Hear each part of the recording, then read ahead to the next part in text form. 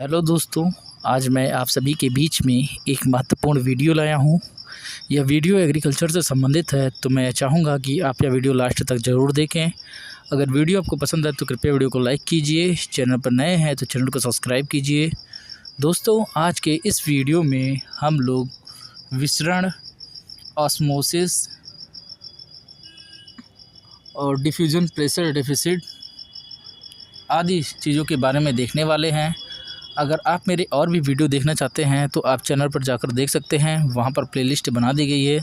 तो चलिए बिना टाइम गवाए वीडियो को शुरू करते हैं। वीडियो पसंद है तो वीडियो को लाइक कीजिए, चैनल पर नए हैं तो चैनल को सब्सक्राइब कीजिए और वीडियो को लास्ट तक ज़रूर देखिए। साथ ही में वीडियो को अपने दोस्तों के बीच ज़रूर शेयर कीजिए और जो लोग टेलीग्राम ग्रुप को नहीं ज्वाइन किए हैं उन लोगों के लिए डिस्क्रिप्शन बॉक्स में लिंक दे दिया जाएगा, वहाँ से वो ज्वाइन कर लें। तो चलिए बिना टाइम गवाए वीडियो को शुरू करते हैं। वीडियो पसंद है तो वीडियो को लाइक कीजिए।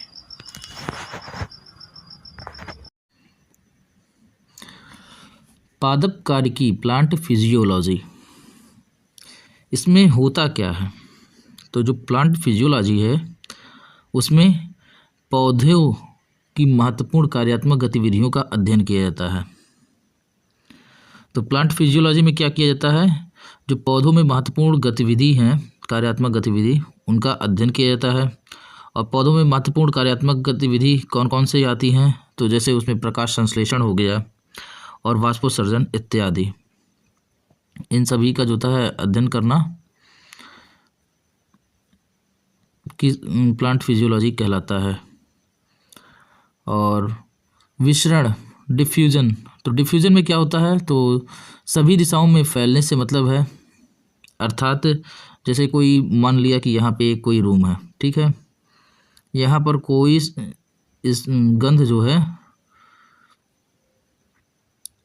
निकल रहा है और यहाँ से वो क्या होता है कि पूरे जगह में जब फैल जाता है तो उसे क्या कहते हैं? डिफ्यूज़न कहते हैं।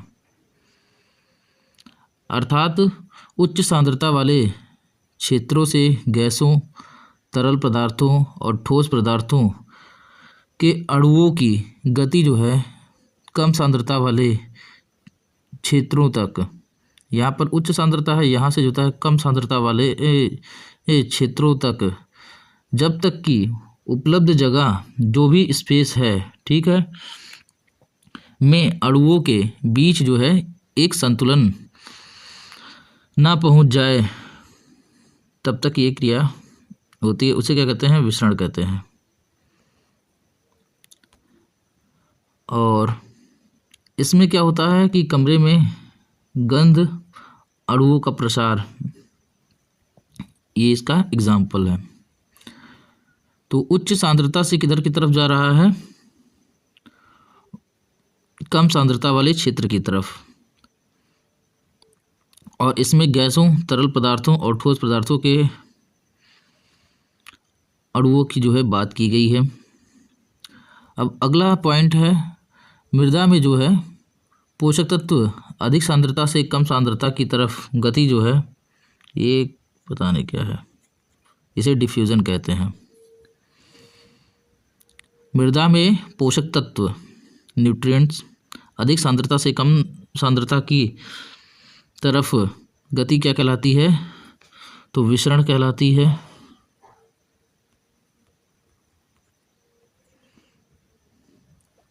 अब आगे प्रसार के अन्य उदाहरण कौन से हैं? जैसे तरल में गैस का फॉर्म कौन सा है, का गठन किस रूप में होता है? तो फॉर्म के रूप में होता है। फैलने की अवस्था एक तरफ दिया गया है और दूसरी तरफ गठन दिया गया है। तो तरल में गैस जो है ये फॉर्म रूप में होता है। और गैस में तरल, बादल में देखो पानी ही लेके, तो इसमें बादल आता है। और गैस में ठोस, तो ये जो है किस, इसका गठन कौन सा है? तो धुआं, स्मोक, धुएं में कण होते हैं। तो तरल में गैस और जो गठन होता है वो फॉर्म में होता है। और गैस में तरल जो है ये इसका जो गठन होता है बादल, वाष्प, वेपर। और उसके बाद गैस में ठोस, इसका गठन कौन सा होता है? तो धुएं। धुएं में कार्बन के कण मिलते हैं, तो कण जो है ठोस टाइप में होते हैं। और उदाहरण के तौर पे क्या कहा जाए, वो ढेबरी का यूज होता था।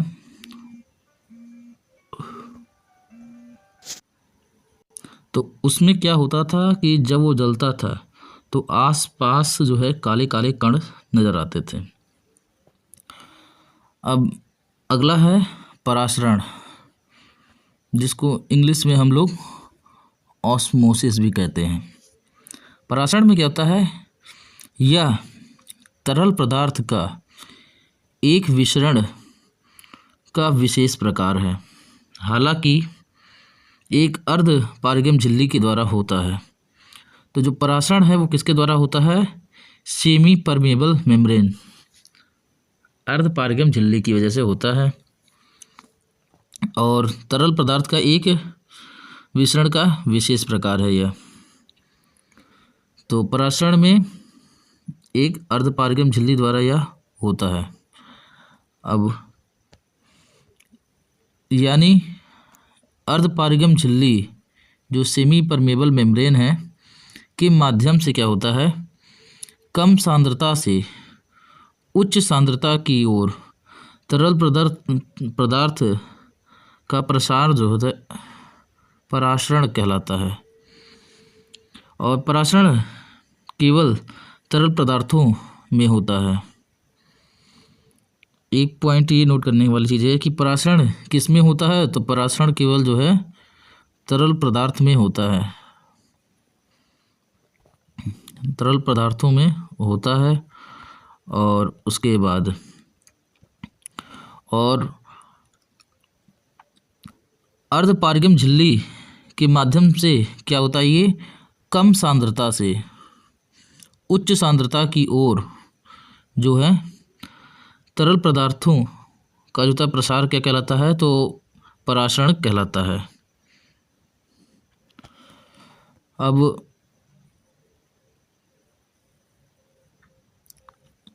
प्लाज्मा या कोशिका झिल्ली, तो एक अर्ध पारगम्य चयनात्मक झिल्ली है। और जैसे पानी में किशमिश का फूलना, जैसे पानी है ढेर सारा, और इसमें जो है जब हम किशमिश डालते हैं तो पहले ऐसे रहता है, फिर बाद में कुछ समय बाद जो होता है वो फूल जाता है।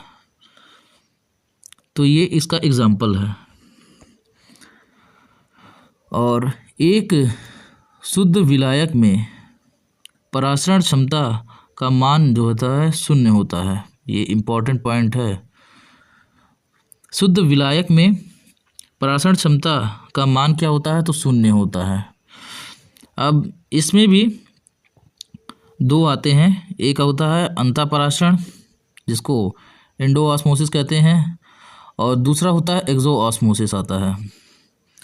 एंडोऑस्मोसिस में क्या होता है, कोशिका के अंदर जो है कम सांद्रता के विलायक का प्रवेश होने को एंडोऑस्मोसिस कहा जाता है। उदाहरणतः एंडोऑस्मोसिस के कारण जो है किशमिश पानी में जो है फूल जाती है। और दूसरा आता है एक्सोऑस्मोसिस। एक्सोऑस्मोसिस में क्या होता है, उच्च सांद्रता के माध्यम से विलायक के बाहरी तरफ गमन को एक्सोऑस्मोसिस कहते हैं। अर्थात जैसे अचार में नमक बैक्टीरिया कोशिकाओं पर जो है एक्सोऑस्मोसिस के रूप में कार्य करता है और रोगाणुओं को मार देता है। तो एंडोऑस्मोसिस में क्या होता है, कोशिका के अंदर कम सांद्रता के विलायक का प्रवेश होने को एंडोऑस्मोसिस कहते हैं।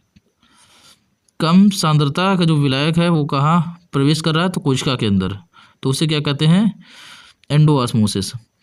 उदाहरण क्या होता है, अभी किशमिश वाला बताया कि उसमें जो है पानी में डालने पर वो फूल जाता है, ठीक है।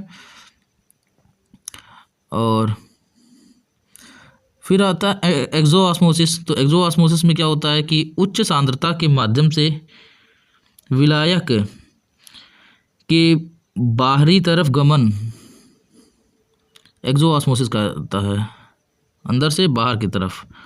और अचार में क्या होता है, नमक बैक्टीरिया कोशिकाओं पर जो है एक्सोऑस्मोसिस के रूप में कार्य करता है और रोगाणुओं को मारता है, किल करता है।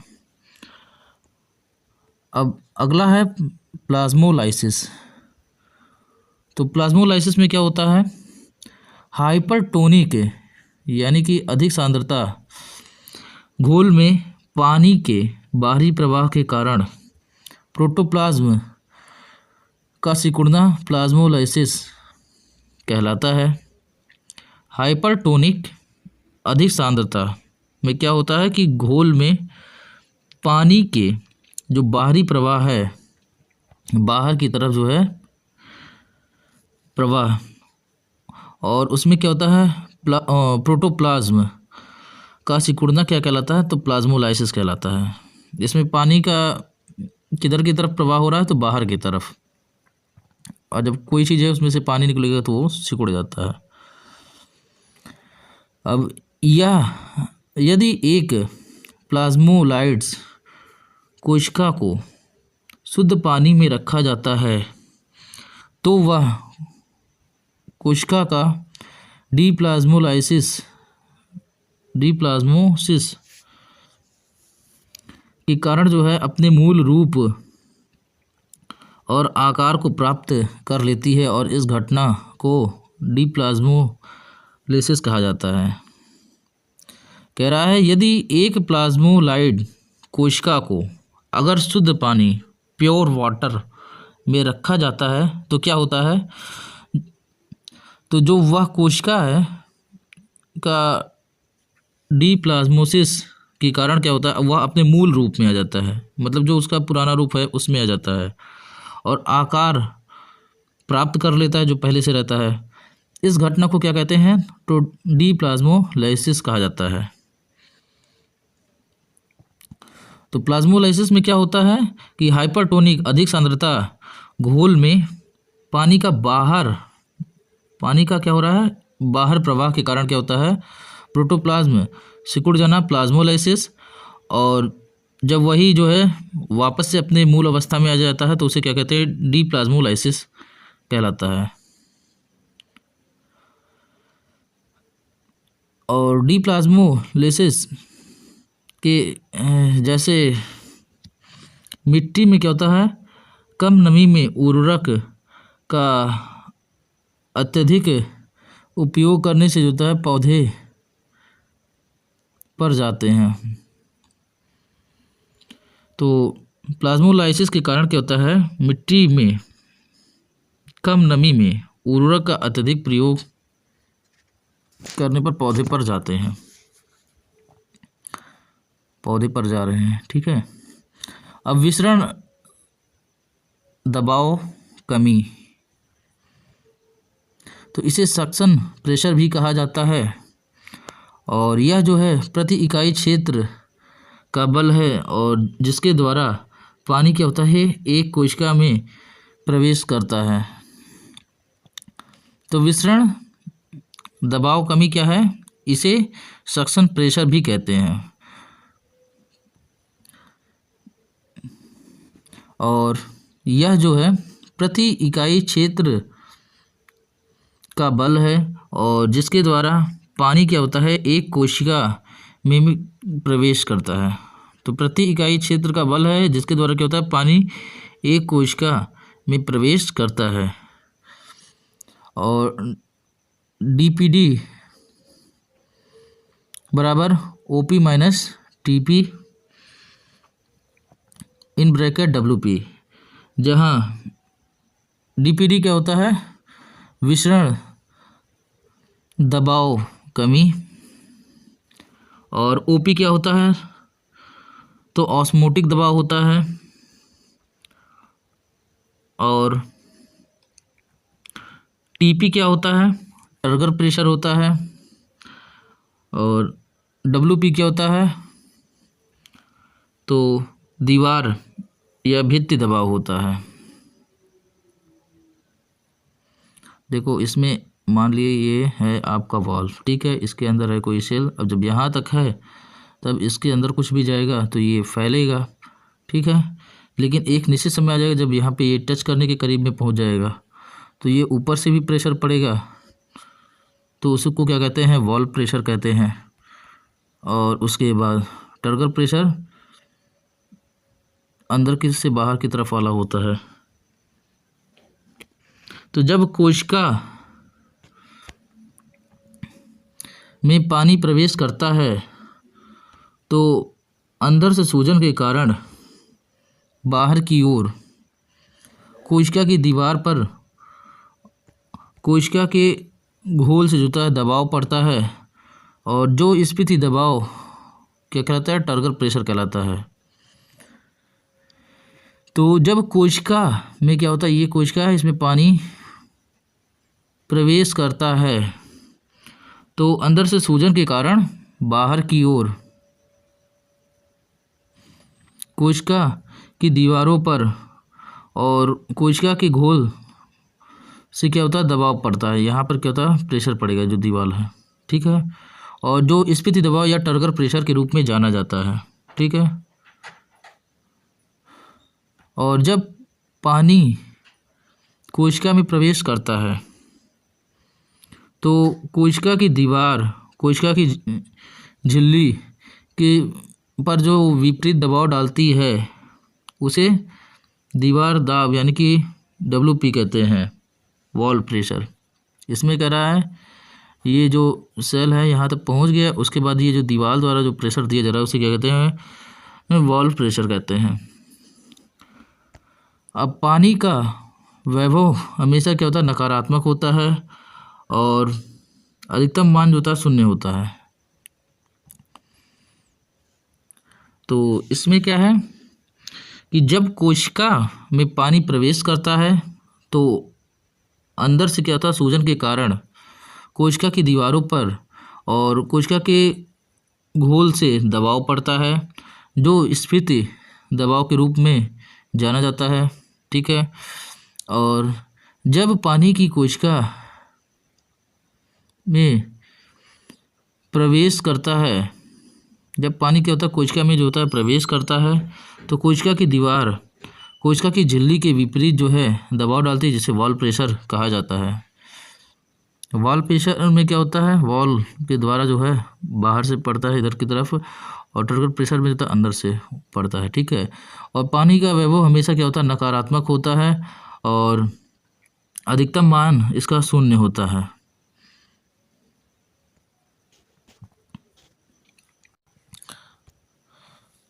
विलयन या सॉल्यूशन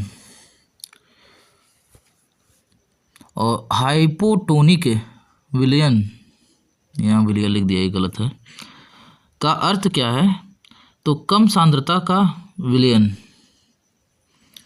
और हाइपरटोनिक विलयन का अर्थ क्या है, उच्च सांद्रता का विलयन। जब हाइपो आ जाएगा तो ये क्या होगा, कम सांद्रता से संबंधित है, और जब हाइपर आ जाएगा तो ये किससे संबंधित है, ये उच्च सांद्रता से संबंधित है। केवल हाइपर और हाइपो का अंतर है। हाइपोटोनिक कम सांद्रता का विलयन और हाइपोटोनिक में, और हाइपरटोनिक में क्या होता है, उच्च सांद्रता का विलयन है।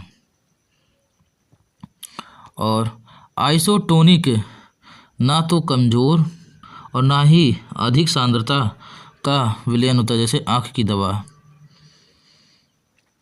तो हाइपोटोनिक विलयन में क्या होता है, कम सांद्रता का विलयन, और हाइपोटोनिक में, और हाइपरटोनिक जो होता है विलयन में क्या होता है, उच्च सांद्रता का विलयन। और आइसोटोनिक क्या होता है, ना तो कमज़ोर ही होता है और ना तो अधिक सांद्रता का विलयन होता है।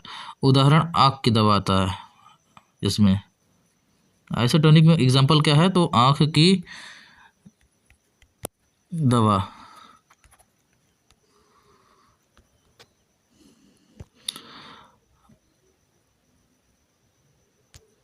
अब 6वां है अंतःचूषण, इम्बिबिटेशन इसमें क्या होता है, हाइड्रोफिलिक कोलाइड्स के कारण क्या होता है, शुष्क लकड़ी वाले पदार्थों द्वारा पानी को सोखना अंतःचूषण कहलाता है।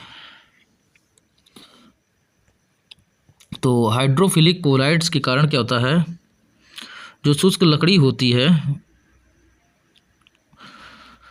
उनके द्वारा पानी को सोखना क्या कहलाता है, अंतःचूषण कहलाता है। जैसे सूखी लकड़ियों द्वारा क्या होता है, पानी का अवशोषण होता है। तो अंतःचूषण जिसको इम्बिबिटेशन में क्या होता है, हाइड्रोफिलिक कोलाइड्स के कारण शुष्क लकड़ी वाले पदार्थों द्वारा पानी को सोखना अंतःचूषण कहलाता है। और जैसे सूखी लकड़ी द्वारा क्या होता है, पानी का अवशोषण, बरसात में देखते होंगे कि पानी का अवशोषण भी वो सब करते हैं, नमी एब्जॉर्ब भी करते हैं। उदाहरण के तौर पे घर में जैसे दरवाजे रहते हैं लकड़ी के, तो नमी पाकर वो क्या होते हैं, टाइट हो जाते हैं, और जब वही गर्मी का सीजन आता है तो वापस से वो ढीले हो जाते हैं।